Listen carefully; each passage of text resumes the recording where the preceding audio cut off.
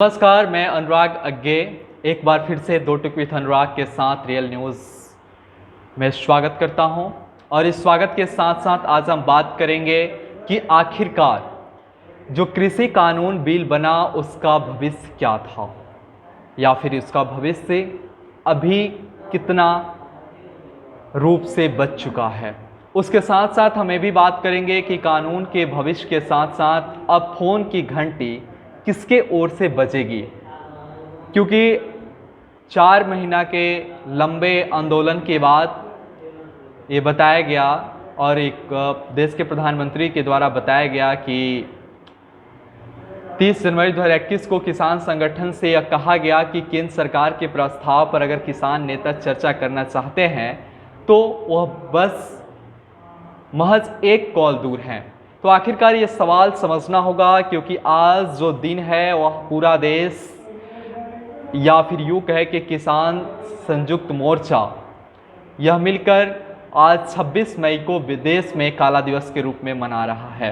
तो आखिरकार इसके बावजूद कानून का भविष्य क्या है, कानून अपने अस्तित्व की लड़ाई कितना लड़ पा रहा है, सुप्रीम कोर्ट में क्या हुआ, केंद्र ने कहाँ पे पटकनी दी, या फिर हमें भी बात करेंगे कि किसान नेता का पक्ष क्या है और वो कहाँ तक अपने इस लड़ाई को लेकर आए हैं।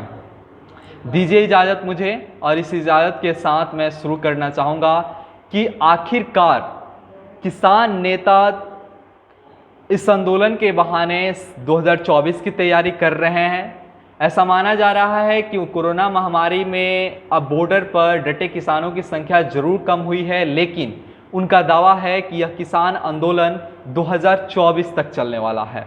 लेकिन अभी सबसे बड़ी बात है कि अब नए कृषि कानून को लेकर कहां कहां पेच फंसता हुआ दिखाई दे रहा है। अगर सितंबर के बारे में बात करें तो सितंबर में 3 कृषि कानूनों को लेकर भारत की संसद में पास किए गए यह बिल, और उसके बाद राष्ट्रपति से मंजूरी भी मिल गई, लेकिन उसको तुरंत ही यह मामला सुप्रीम कोर्ट में चला गया।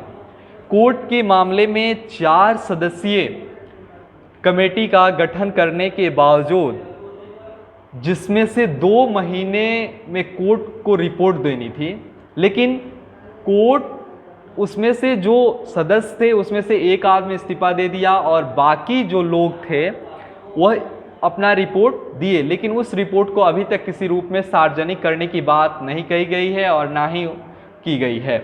यानी कोर्ट के फैसले तक कानून पर रोक थी। पहले सुप्रीम कोर्ट ने रोक लगा दी थी, लेकिन संयुक्त किसान मोर्चों ने कमेटी के सदस्यों के नाम पर आपको बता दें कि आपत्ति भी जताई थी, लेकिन वो सब कुछ होने के बावजूद भी वो कमेटी बना, लेकिन उससे सीधा किसान नेता खारिज कर दिए। दूसरी तरफ अगर बारे में बात करें तो नए कृषि कानून के विरोध में 40 किसान संगठनों ने अपना एक मोर्चा बनाया और नाम रखा संयुक्त किसान मोर्चा, और इस संगठन के नेताओं की केंद्र सरकार के साथ 11 दौर की बातचीत चली, जो सभी बेनतीजा रहा। यह बातचीत इतनी तनावपूर्ण माहौल में हुई कि किसान नेता, आपको बता दें कि किसान नेता जब विज्ञान भवन में जाते थे तो अपने बैठक में खाना ले जाते थे, सरकारी खाना या फिर सरकार की खाना खाने से वो परहेज करते थे। उसके बाद यह सरकार की ओर से बात आई कि इसे चलिए हम इस बिल को 18 महीने मतलब तकरीबन 1.5 साल के लिए स्थगित कर देते हैं, लेकिन संयुक्त किसान मोर्चों ने यह प्रस्ताव को भी नामंजूर कर दिया और तीनों कृषि कानून बिल को रद्द करने के लिए डटे रहे और उन्हें लगातार काला कानून कहते रहे। जब बात हम संयुक्त किसान मोर्चों का करें तो सुप्रीम कोर्ट की कमेटी के सामने गया, जो हम बताए कि पहले पिछले 1 मिनट के पहले बताए थे कि कैसे कमेटी बना, लेकिन उस कमेटी का सिलसिला क्या हुआ और वो कहाँ तक आ पहुँचा। लेकिन कमेटी के प्रस्ताव को भी संयुक्त किसान मोर्चा ने नामंजूर कर दिया। उसके बाद 22 जनवरी 2021 को बंद पड़ी बातचीत को दोबारा शुरू करने को लेकर एक चिट्ठी प्रधानमंत्री को लिखी गई, और उसमें आपको बता दें कि योगेंद्र यादव का ट्वीट था और वह इस तरह लिखते हैं कि आज संयुक्त किसान मोर्चा ने प्रधानमंत्री के नाम पर पत्र लिखते हुए किसानों से बातचीत करने की अपील की है। विश्व के सबसे बड़े लोकतंत्र होने के नाते सरकार को परिपक्वता दिखानी चाहिए और किसानों की मांगों पर विचार करना चाहिए। प्रधानमंत्री जी के द्वारा जो भेजी गई पत्र का कॉपी था वह उसके साथ योगेंद्र यादव ट्वीट करते हैं। लेकिन अब सवाल ये उठता है कि उन कृषि कानूनों का क्या, जिस सरकार कृषि कानून की लाभकारी बता रही थी कि यह कानूनों जो है, यह सभी कानून जो है किसान के हितकर के लिए है, तो आखिरकार वो ठंडे बस्ते में क्यों पड़ गए?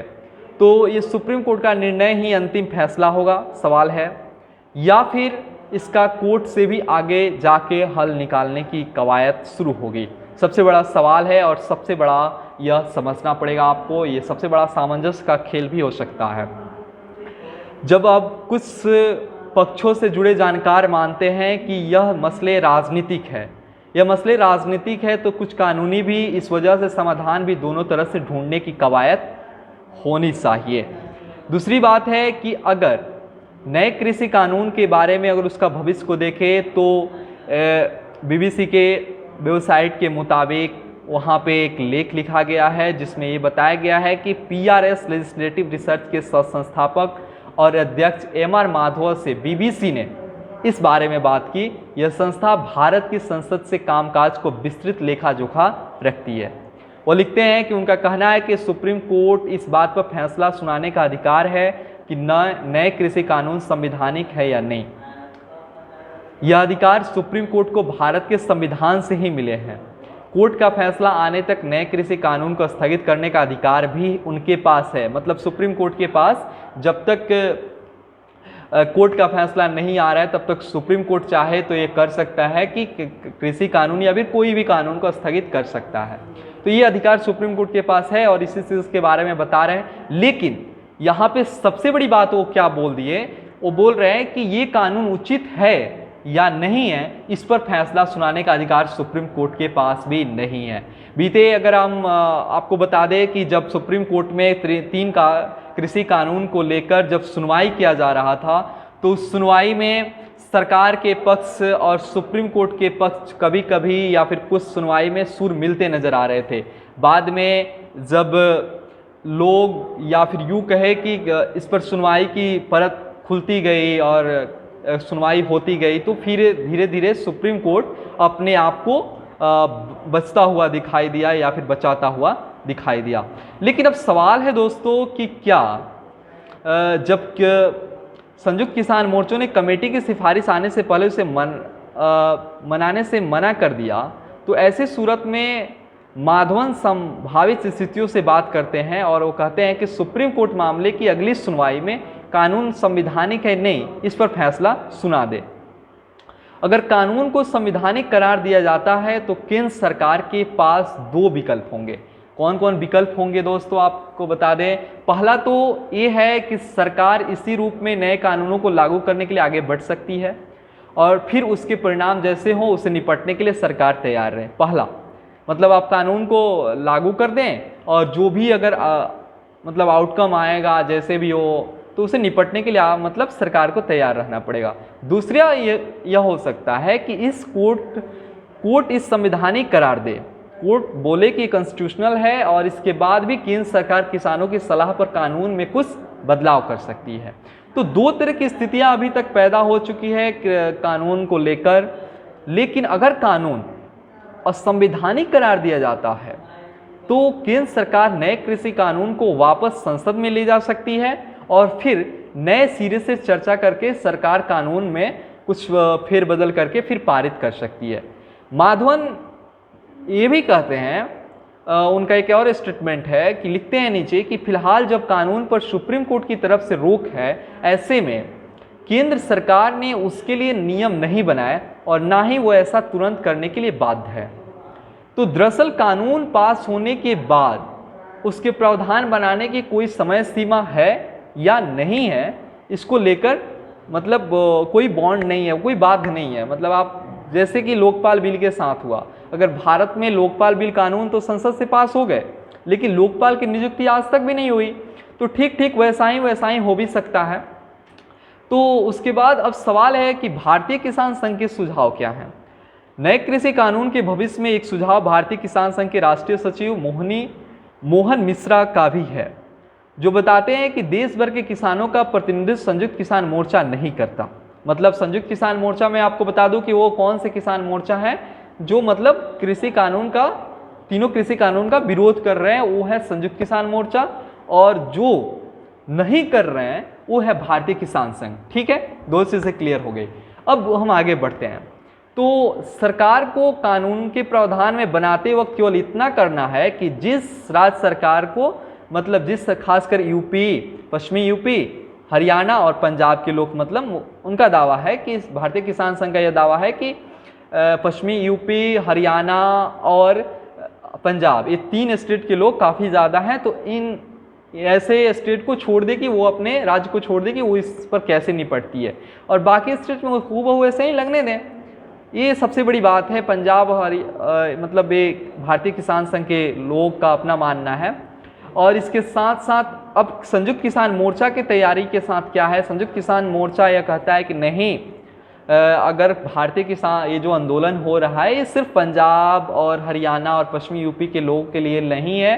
आप देख सकते हैं कि राजस्थान से भी लोग आए हैं, मध्य प्रदेश से भी लोग आए हैं, उसके बाद देश के हर कोने से लोग आए हैं, बिहार से लोग आए हैं। तो मतलब ये जो आंदोलन है वो किसी खास राज्य के आंदोलन नहीं है।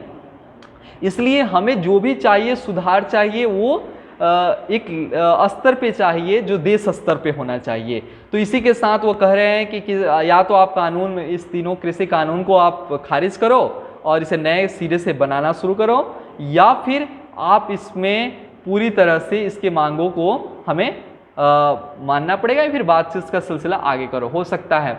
अब सवाल है कि क्या मिशन यूपी होगा अगला पड़ाव। बहुत बड़ी बात है कि क्या यूपी का, कि जैसे कि 2022 में चुनाव है, 2022 में अब इसको लेकर बीजेपी कैसे निपट रही है। तो इस साल जनवरी फरवरी में राजनीतिक विश्लेषकों का मानना है कि किसान आंदोलन और नए कृषि कानून का भविष्य 5 राज्यों के विधानसभा चुनाव से जुड़ा है। 5 राज्यों में चुनाव होने वाले हैं, लेकिन अब चुनाव खत्म हो गए। जैसे कि अभी बंगाल में, कर्नाटक में, उसके बाद बाकी स्टेट में चुनाव हुए, तो उसके नतीजे तो सामने आ गए। हार और जीत के सभी कारण सभी पार्टियां विश्लेषण भी कर रही है कि क्यों हारे, क्यों जीते। लेकिन इसके साथ एक और चीज़ आगे बढ़ता है दोस्तों, कि आखिरकार सबसे बड़ी बात है कि बंगाल में हारना, और वो भी बीजेपी को इतना मतलब कहीं ना कहीं, और ममता बनर्जी के अगर पॉलिटिकल स्ट्रेटजी को देखें तो सबसे ज़्यादा अगर शुरुआती में वो पिक की तो यही तीनों कृषि कानून को लिए राकेश टिकैत जा के बंगाल में जगह जगह आंदोलन की, माफ़ कीजिएगा, रैलियाँ की। तो इस तरह से कहीं ना कहीं बीजेपी सोच रही है कि कहीं ना कहीं ये जो आंदोलन है सिर्फ दिल्ली के आसपास के बॉर्डर तक सीमित नहीं रह रहा है। ये जो आंदोलन है, ये आंदोलन देश के आने वाले हर राज्यों के चुनाव के पास भी जा रहा है, वहाँ पे एक रैली का रूप ले रहा है। तो सवाल यह है दोस्तों कि आखिरकार इससे बीजेपी कैसे निपटती है। तो अमूमन एक राजनीतिक विश्लेषकों का माने तो यह फंसता हुआ दिखाई दे रही है यहाँ पे बीजेपी। तो इससे ये भी सबसे बड़ी बात है और सबसे बड़ा ध्यान देने वाली बात है। अभी तक का